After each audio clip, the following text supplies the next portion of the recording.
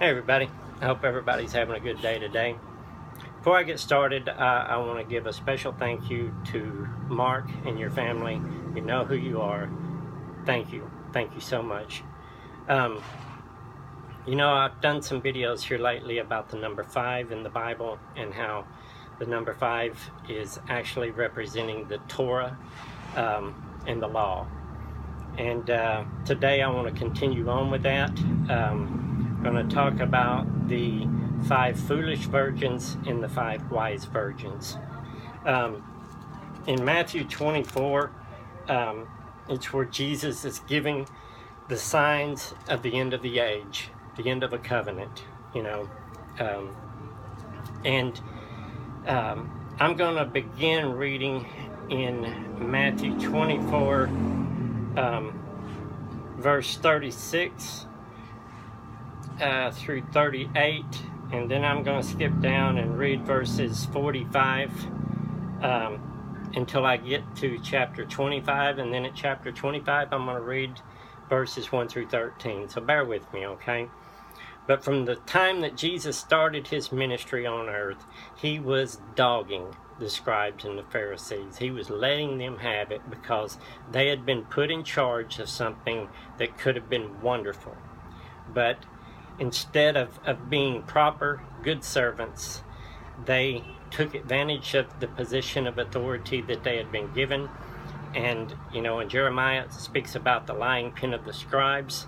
And they had taken advantage of their position of authority and had loaded works and works and works on top of the people and were basically beating them down. And Jesus was letting them have it, and they hated Jesus for it because he was exposing them for who they were. And if they acknowledged Jesus for who he was, then they would lose those positions of authority because they knew that age, that old age, would end. And they didn't want to do that. But it reads, "No one knows about the day or hour, not even the angels in heaven, nor the Son, but only the Father. As it was in the day of Noah, so it will be at the coming of the Son of Man. For in the days before the flood, people were eating, drinking, marrying, and giving in marriage, up to the day Noah entered the ark." What he's basically saying here is that it was just business as usual because he was there, and he was watching them. He was a witness to this, that he was saying that, I'm here now, and it's just like the days of Noah. Everybody just doing what they're doing and not paying attention. Then we go on to read in verse 45. It says, "Who then is the faithful and wise servant whom the master has put in charge of the servants in his household to give them their food for the proper time?" And he's talking about giving them spiritual food. "It will be good for that servant whose master finds him doing so when he returns. I tell you the truth, he will put him in charge of all of his possessions. But suppose that servant is wicked and says to himself, 'My master is staying away a long time.' And he then begins to beat his fellow servants and to eat and drink with drunkards." Remember, he beat them. They were beating them down, loading them down with work, taking advantage of their position of authority. Their whole time, these people are waiting on their Messiah, their king, and they were expecting a carnal king, one to rule the physical earth. Jesus didn't fit their mold of what they thought a great and powerful king or Messiah should be. And he then began to beat his fellow servants, to eat and drink with drunkards. The master of that servant will come on a day when he does not expect him, and in an hour he is not aware of. He will cut him to pieces and assign him a place with the hypocrites, where there will be weeping and gnashing of teeth." And Jesus was cutting them to pieces with his double-edged sword, the Rhema, from the Holy Spirit. He was letting them have it. The divine utterance of God. He was cutting them in half. They didn't like that. Now we're going to get into the virgins, the 5 foolish and the 5 wise. Jesus says, "At that time the kingdom of heaven will be like 10 virgins who took their lamps and went out to meet the bridegroom.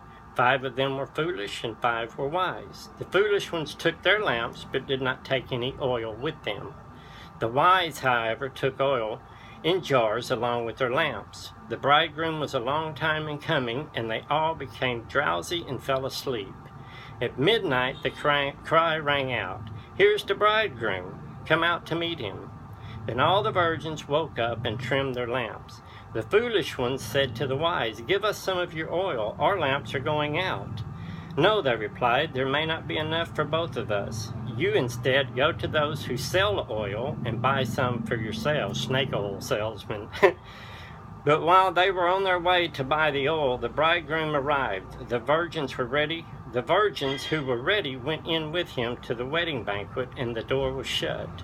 Later the others also came. "Sir, sir," they said, "open the door for us." But he replied, "I tell you the truth, I don't know you. Therefore keep watch, because you do not know the day or hour." Remember the ones, that came and said, "We cast out demons in your name, we did this in your name, we've done," and he says, "Away from me, I never knew you," talking about all their works. Well, in the Greek, the word for midnight, is mesos, and it's Strong's 3319, and it means middle, in the midst of, or between. Okay, and you have to remember that at the time Jesus was there, before he was sacrificed on the cross, they were in a between time. They were coming to an end of the old age, the age of the law, and crossing over into the new age, the law of the Spirit of love. And so they were in between. There was a time there that they were in between, and that time lasted actually until 70 AD, whenever the temple was finally destroyed by the Roman Empire. But the word trimmed, remember they trimmed their lamps, and that word is EKSMESAN. It's Strong's 2885. It says, "I put in order, decorate, adorn, to beautify, to have the right arrangements or sequence, by ordering, to put in proper order." And it comes from the Greek word cosmos, 2889. And remember, cosmos is the world, universe, adornment, an ordered system. Remember John 3:16, "For God so loved the world." The bride is the world to him. Okay, those whom the Father has drawn to him. But they are adorned like a bride. Okay, that's part of being trimmed. It also says the sequence of, or the order of. That means there's an order of things that happens in this world. In God's perfect timing, there's an order for everything, okay? But the word night in midnight is NUX, and it's Strong's 3571. It means midnight, but metaphorically it means when one ceases from their works. When one ceases from work, okay? There was the five foolish. They didn't trim their lamps. They didn't bring extra oil because they didn't have any. All they had was the Torah and the ritual and routine. They didn't have the spiritual oil of it. They didn't understand it. They didn't recognize Jesus for who he said he was, okay? The five wise virgins did, and they trimmed their lamps. And they were rewarded on the day of Pentecost, when they were made one with the bride, or one with their husband, the bridegroom, when they received the Holy Spirit. They were the first fruits, and the others were left out in the darkness where there's wailing and gnashing of teeth. They ceased from their works. They believed. They were given pistis, God's divine persuasion. Whenever God reaches down out of heaven and touches somebody's heart in a supernatural way, and they're given divine supernatural faith.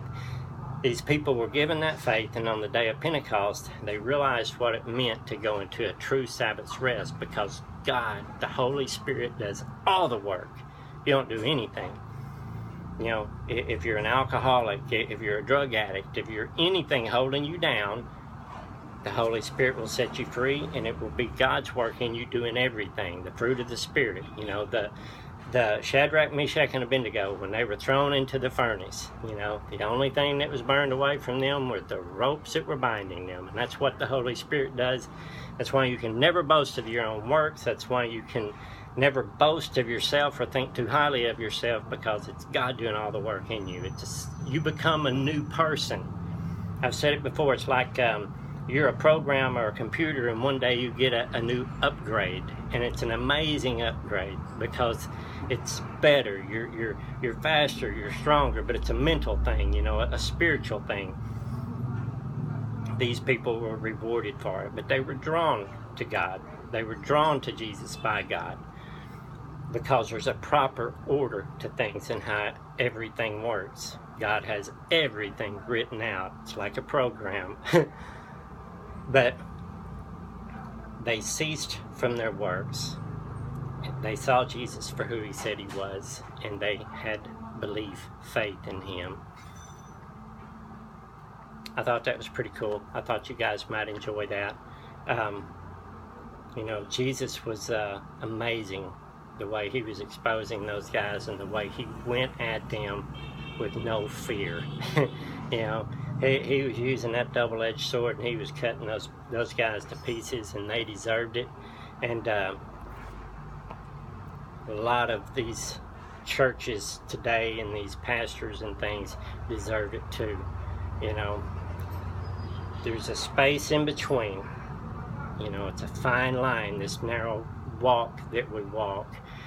And it's a fine line between works and God's works in you, and between ritual and routine and religion. It's always a personal connection with the Maker, the Creator, the Holy Spirit. Anyway, I hope you guys enjoyed that. I love you all. God bless.